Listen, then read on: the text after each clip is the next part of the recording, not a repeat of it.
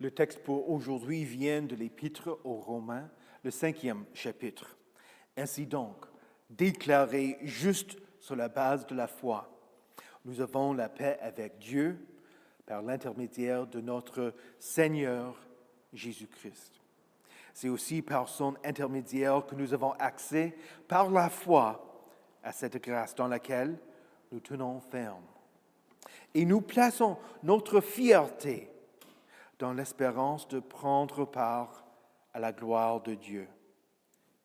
Bien plus, nous sommes fiers même de nos détresses, sachant que la détresse produit la persévérance, la victoire dans l'épreuve, et la victoire dans l'épreuve, l'espérance.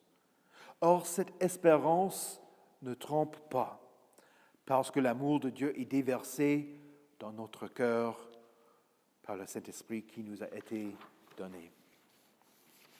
Saint de Dieu précieux et bien-aimé, que la paix vous soit donnée de la part de Dieu notre Père et du Seigneur Jésus-Christ. Amen. Nous vivons dans un monde où nous voulons limiter l'accès des autres à nos vies à nous. Nous fermons nos maisons à clé, nous cachons le code de nos cartes bancaires pour que nous soyons les seuls qui puissent accéder à nos comptes. Nous créons des milliers de mots de passe pour chaque site Internet, composé de majuscules, minuscules, chiffres et au moins 8 caractères. Et nous avons tous vécu les frustrations qui accompagnent la perte de l'accès à nos propres comptes. Vous êtes-vous déjà trouvé devant la porte verrouillée de votre maison? Vous est-il arrivé d'avoir oublié le code de votre carte bancaire et après 3 essais, de constater que votre compte était verrouillé? Ou d'avoir oublié l'un des 8000 mots de passe que vous devez garder en tête? Vous voulez l'accès, mais vous n'en avez pas. Le mot qui est traduit par « accès » dans notre texte est un mot qui est utilisé pour indiquer qu'une personne qui autrement aurait été empêchée de prendre rendez-vous avec le roi, cette personne est accordée le droit de s'approcher de lui. Il a accès au roi. Mais ce n'était pas souvent qu'on avait un tel accès. Et surtout quand nous pensons au système des sacrifices de l'Ancien Testament, il s'agit de la façon que le peuple de Dieu puisse avoir accès à l'Éternel. Les sacrifices permettaient que ceux qui étaient souillés et impurs puissent être purifiés et avoir accès à leur Dieu. Mais le peuple de Dieu n'avait pas un accès direct à l'Éternel. Il fallait qu'un prêtre fonctionne comme intermédiaire. Alors, les prêtres offraient des sacrifices plusieurs fois par jour. Le sang des animaux, la mort des animaux sacrifiés étaient requises pour que le peuple puisse avoir un accès limité à l'Éternel. Le jour le plus sacré de l'Ancien Testament, Yom Kippour, le jour des expiations, était le jour où le prêtre avait accès au lieu très saint, allant derrière le voile. Il a d'abord offert un sacrifice pour ses propres péchés, pour qu'il soit pur. Et puis, il a offert les sacrifices pour les péchés des Israélites. Mais les Israélites eux-mêmes, ils n'avaient pas d'accès direct à l'Éternel. Cela nous aide à mieux comprendre notre texte, quand Paul dit que nous avons accès à Dieu. Le texte commence avec ces mots. Disons, déclaré juste. Derrière la déclaration que nous sommes justes, il y a l'activité de Dieu qui nous a justifiés. Ce n'est pas seulement un mot de Dieu qui nous dit « juste », bien que nous ne le soyons pas. Derrière la déclaration que nous sommes justes, il y a le sacrifice de notre prêtre, de notre intermédiaire qui nous justifie pour que nous puissions soit déclarés justes. Alors le texte dit, déclarés justes sur la base de la foi, nous avons la paix avec Dieu par l'intermédiaire de notre Seigneur Jésus-Christ. C'est important de noter que la justification précède toujours la paix. La première étape, c'est de réparer la brisure. Sinon, vous n'avez pas la paix. Ensuite, on continue à avoir une réconciliation. On a du paix. Le paix, ce n'est pas un cessez-le-feu.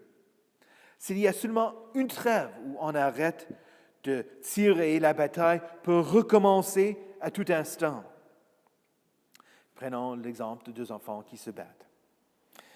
Les parents peuvent intervenir et arrêter la bagarre, mais cela n'arrête pas l'hostilité. Il peut y avoir une résolution sans réconciliation.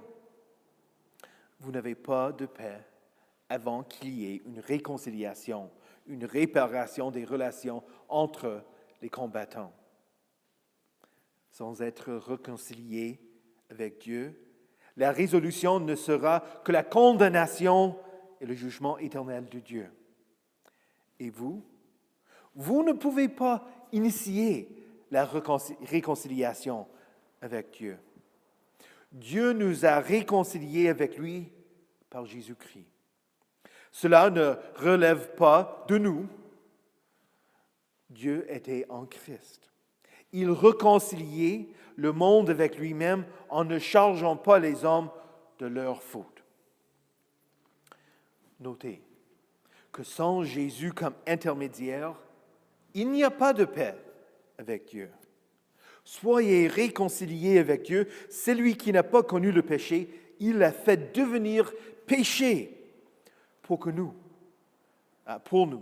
afin qu'en lui, nous devenions justice de Dieu. D'abord, nous sommes justifiés par le sacrifice de Christ. Ensuite, le résultat de cela, nous avons la paix avec Dieu par notre Seigneur Jésus-Christ.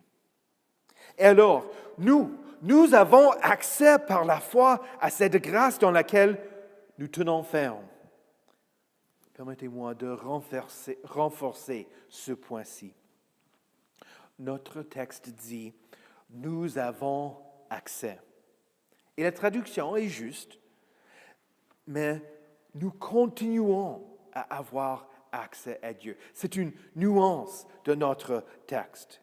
Comme nous sommes déclarés justes, et par la foi en Christ, nous continuons de l'être, nous continuons à vivre en paix avec Dieu. Plutôt que d'avoir une seule fois à Dieu, nous avons un accès illimité. Nous pouvons nous approcher toujours de l'Éternel, puisque le sacrifice de Jésus a complètement satisfait la vengeance de Dieu. Par la foi, nous continuons à vivre dans un état de grâce. La foi que nous avons, ce n'est pas une possession comme une voiture ou une maison. La foi n'est pas une connaissance cognitive de l'activité de Dieu. La foi est une confiance. Et la foi est toujours un objet. Je crois que mon argent est plus en sécurité à la banque que sous mon matelas.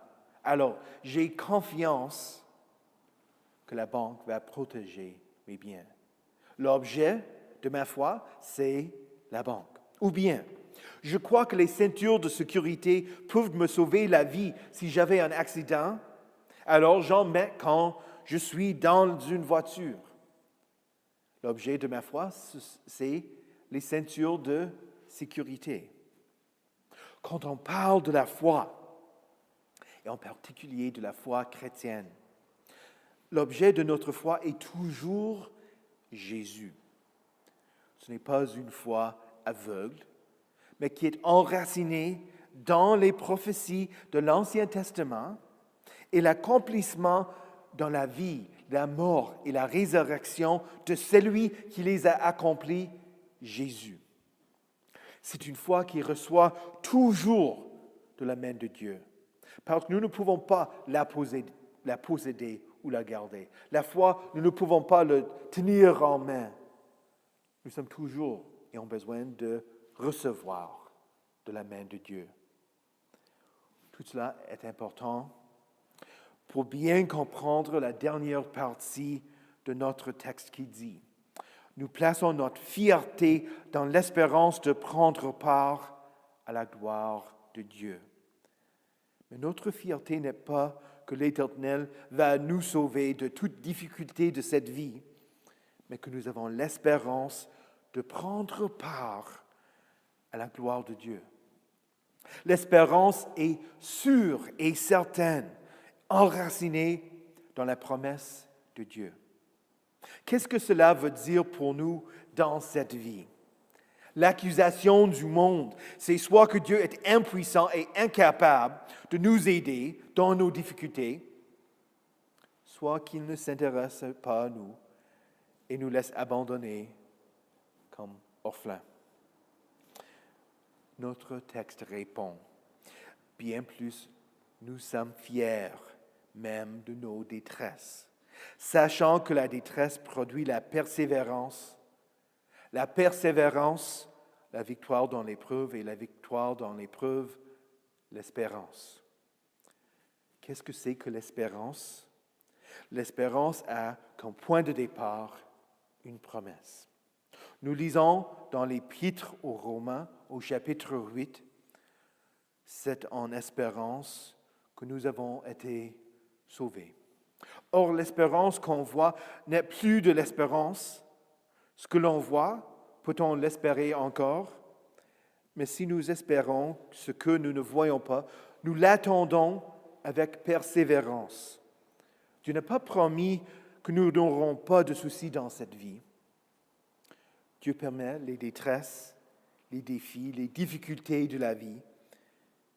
Mais pour nous, l'espérance ne trompe pas. Pourquoi? Parce que nous avons le Saint-Esprit.